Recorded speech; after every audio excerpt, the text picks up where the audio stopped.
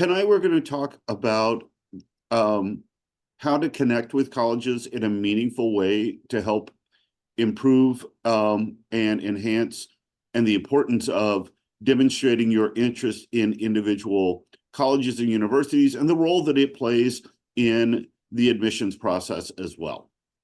So as families begin their college search and begin discussing application strategies, often the focus is centered on the most transparent components, grades and testing.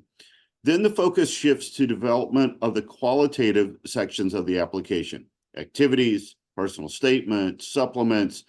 An aspect of the application process that is often overlooked and is probably most misunderstood is demonstrated interest or connecting with colleges.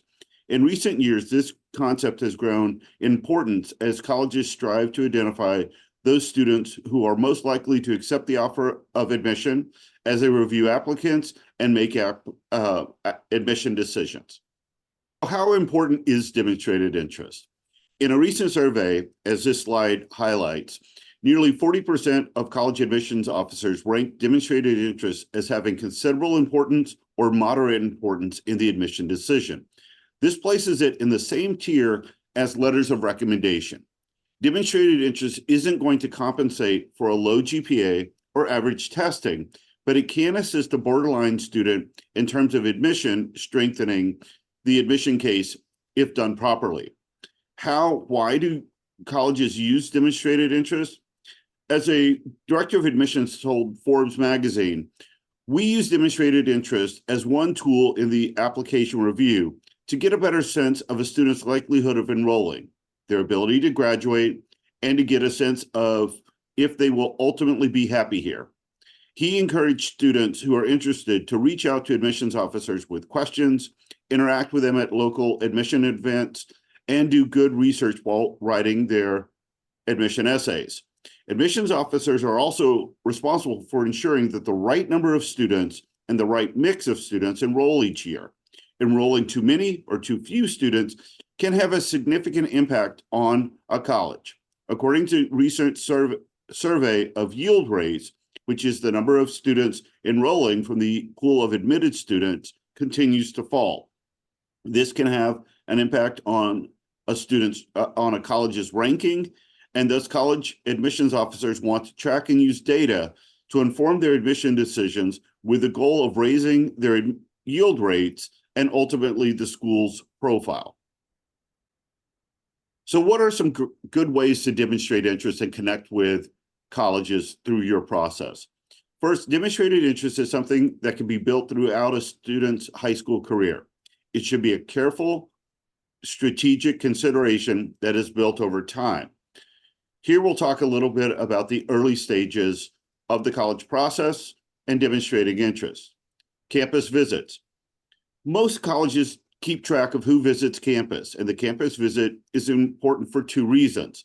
Not only does it demonstrate your interest, it also helps you to get a better feel for the college. Campus visits help you to choose a school, craft a focused essay, and perform well in an interview.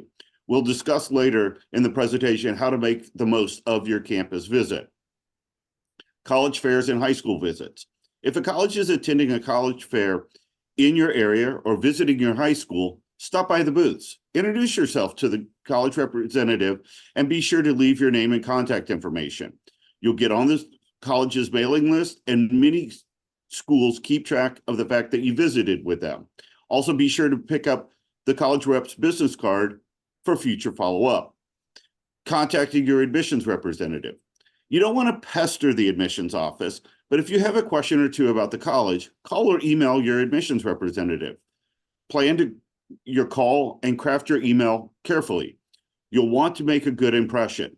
An ungrammatical email filled with text speak is not going to do you any favors. Sending a thank you note. If you've chatted with a college representative at a fair, send an email the next day to thank him or her for taking the time to talk to you. In the message, note one or two features of the college that appeal to you. Similarly, if you meet with a regional representative or interview on campus, send a follow-up thank you. You'll be demonstrating your interest as well as showing that you're a considerate person.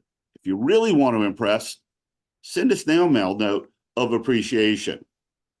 Requesting college information. You're likely to get a lot of college brochures and other communications without asking for them. Colleges work hard to get mailing lists of high school students who show promise, but don't rely on this passive approach to get print materials, and don't depend entirely on the college's website for information. Completing the contact request form on each school's website will also ensure that you're invited to recruitment activities in your area and kept up to date regarding admission changes and academic programs. As we think about demonstrated interest, we also want to think about what do we do during the application process to really connect with that college and demonstrate your interest. First, apply early. There's perhaps no better way to demonstrate interest than to apply to a college through an early decision program. This is for the simple reason that you can apply to just one school through early decision, and if accepted, your decision is binding. Early decision should only be used if you're 100% sure that this college is your top choice. Also realize that not all colleges offer early decision. Early action also shows your interest, and through this admissions program, you are not bound to a single school. Early action does not demonstrate as high of a level of interest as early decision, but it does show you care enough to get your application submitted early in the admission cycle. Supplemental essays. Many colleges have an essay question that asks, why do you want to attend their school? And a lot of colleges that use the common application have college-specific supplements. This is a great place to show your interest. Make sure your essay isn't generic. It should address the specific and unique features of the college that most appeals to you, and shows that you have researched the college well and that you're a good match for the school. College interviews. The interview is a great place to demonstrate your interest. Be sure to research the college well before the interview, and then use the interview to demonstrate your interest through both the questions you ask and those that you answer. If the interview is optional, you should do it. My rule of thumb is always, if a college is asking you to do something as an optional, it really means that they're expecting it from you. Initial view interviews. Colleges are increasingly using this service to both verify a student's English abilities and to hear from the student in his or her own voice. For many colleges, the submission of the interview is also used as a sign of demonstrated interest. It is recommended that all students, regardless of English background, submit an interview to those schools that accept this form of interview. So here are some actions to avoid when demonstrating interest that can actually be detrimental to your application. One, sending materials that the college did not request. Many colleges will invite you to send whatever supplemental materials you want to share so that the school can get to know you better. This is especially true for liberal arts colleges with holistic admissions. If a college opens the door for extra materials, don't hesitate to send along that poem, performance recording, or short athletic highlights video. That being said, many colleges and universities specifically state in their admission guidelines that they will not consider supplemental materials. When this is the case, admission officers can become annoyed when they receive a package of your first draft of your famous novel, that additional letter of recommendation when the school says that they don't consider or specifically specifies the number of letters that they will receive. Calling to ask a question when answers are readily available. Some students are so desperate to make a personal connection in the admissions office that they come up with weak reasons for calling. If you have a legitimate and important question that is not answered anywhere on the school's website or in the school's materials, you can certainly pick up the phone or drop an email, but don't contact the school to ask if the school has a football team or an honors program. Don't call to ask how big the school is or whether or not students live on campus. This type of information is readily available online if you take a few minutes to look. And asking these types of questions highlights the fact that you haven't done your own research about the institution. Contacting your admissions office or admissions representative without a purpose. No applicant deliberately harasses a person who holds the key to their admission. But some students inadvertently behave in ways that are unwelcoming, if not uncomfortable, from the perspective of the admission staff. Don't email the office daily with well wishes or fun facts about yourself. Don't send gifts to admissions representatives.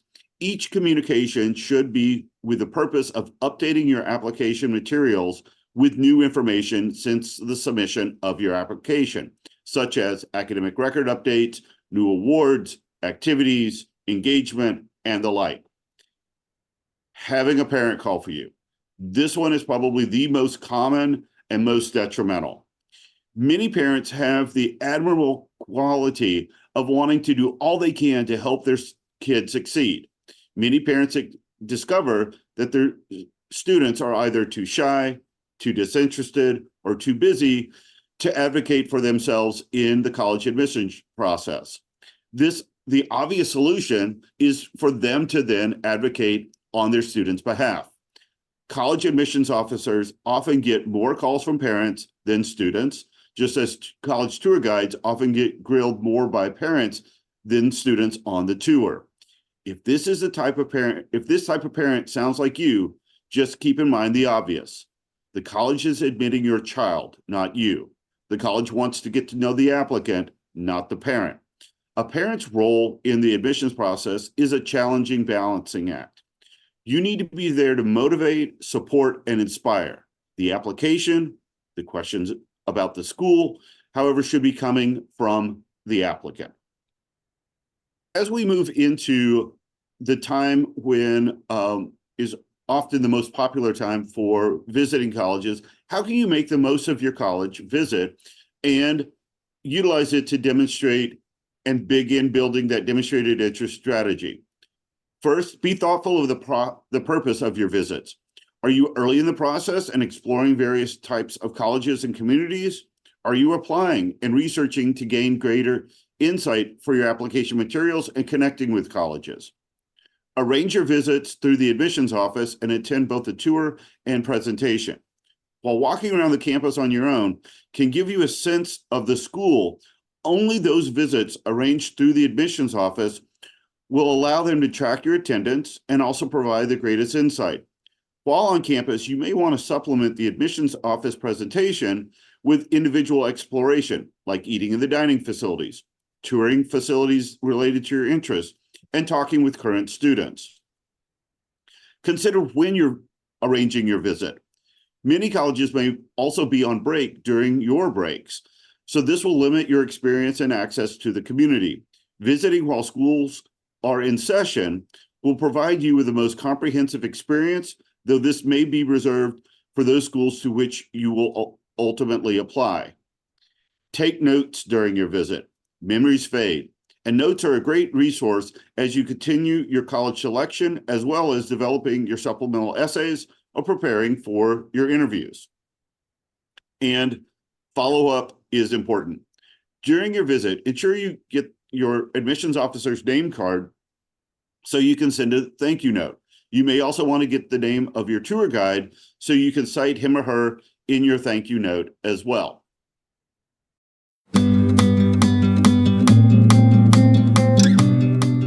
Well, I would say a couple of things. One is, yes, there are colleges that definitely do not, and that's what our first slide indicated, that there are schools that don't utilize that.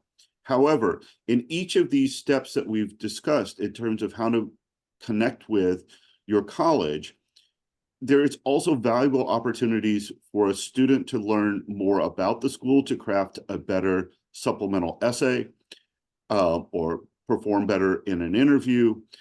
In addition to that, I would say that even if a school is not tracking their demonstrated the contacts with an individual student, connecting with your admissions officer is important, because that's the person who's going to be the first individual reading the application, maybe the person who's advocating in support of this applicant in the admissions review committee. And certainly the more you know, more that they know about a student, the more connection that they've had with the student, the harder it is to say no.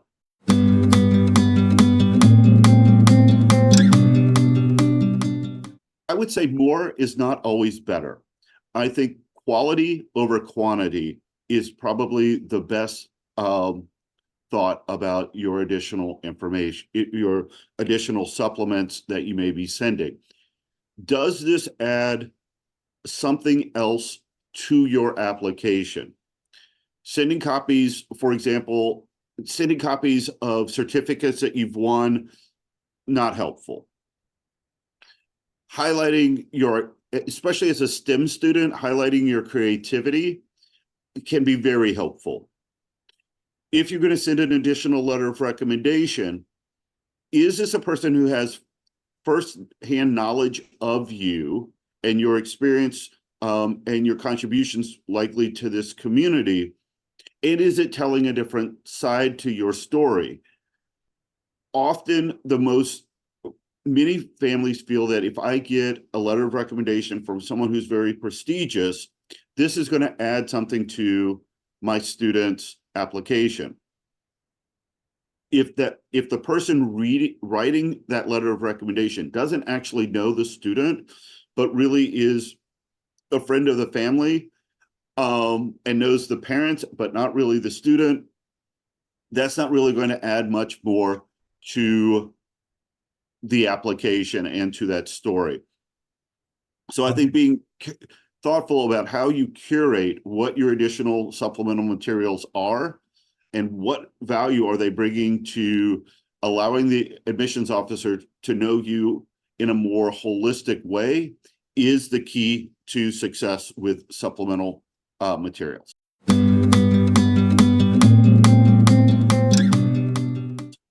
This is a really great question, and it really highlights cultural differences. In the US, it's not common for gifts at this stage. I would say that if you wanted to bring us, especially if it was at an interview or something that's very personal, it may be appropriate if it's small. But really, when gifts are most appreciated is when a student is enrolling on the campus, has had a personal relationship with an admissions officer, and brings them a token of appreciation. I would say that culturally, gifts can be very tricky versus the US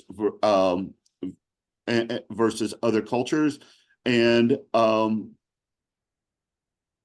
I would say that largely throughout the application, through the application process, it would be something to avoid.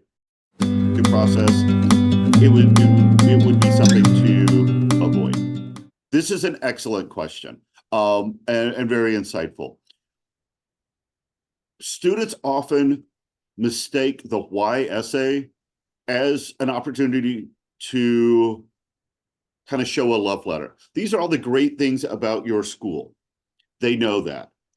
The why essay is really designed, and the most effective responses are not to think why this school, but why this school for me. So kind of the formula that I often encourage students in as they begin to formulate their draft: what is your background in terms of your area of academic interest or personal interest? How does that connect to specific opportunities on that campus that will allow you to continue in your area of interest and prepare you for your future goals? So yes, there needs to be deep research on, if your background has been that you've been very involved in data science related to athletics, what are some things that professors are doing on that campus related to that?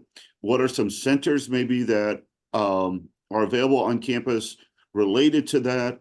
And how do you connect, and how will you contribute to that work being done on that campus as well?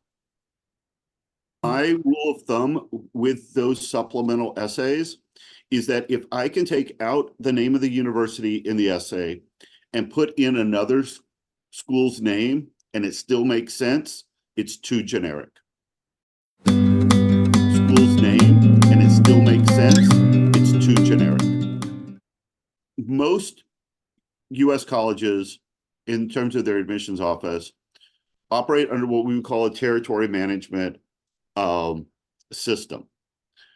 So the person who is assigned to your high school, your region, your country is a territory manager and the primary contact for you. Yes, they will be the person who will be either the primary reader or the person leading the team that is reading applications from that area. That should be your primary contact. Also, emailing the dean of admissions or the director of admissions or other individuals is really not appropriate. It is expected that all of those communications and your development of that relationship will be with that territory manager, who is going to be the primary lead in both the review of applications and admissions decisions within that region or area.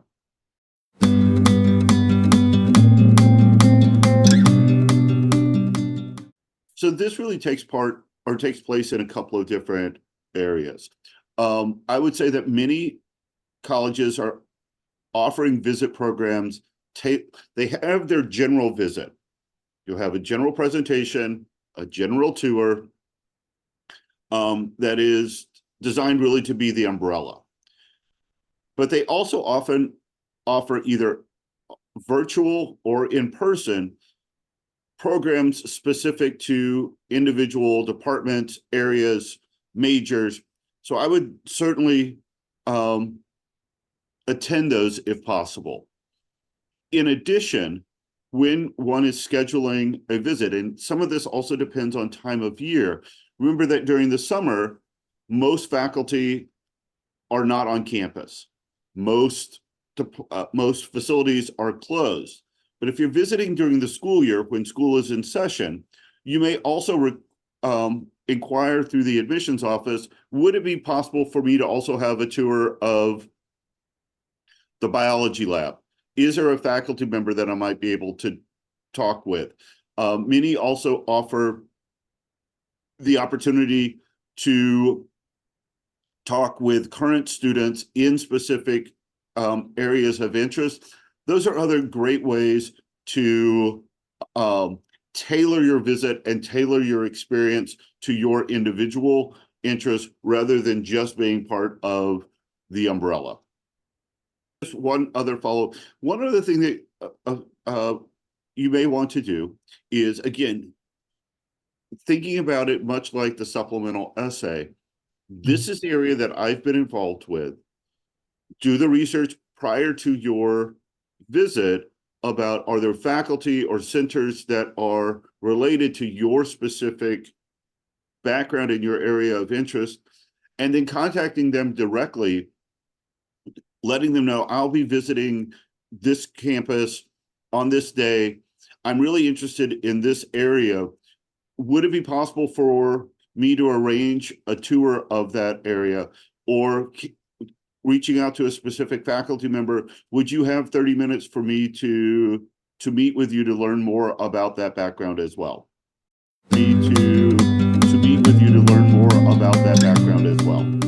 So I'll answer the first question is pretty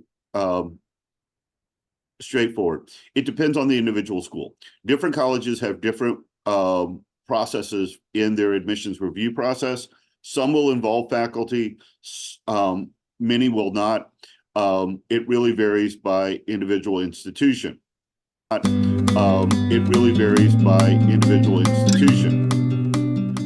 Will a letter of recommendation from a faculty member from that school assist? It goes back to what we were talking about with the supplemental materials.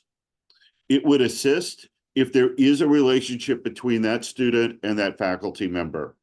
if it's that parents know this faculty member, but that faculty member doesn't really know the student, then it will not. I hope you found this to be helpful, and we look forward to hearing from you in the future.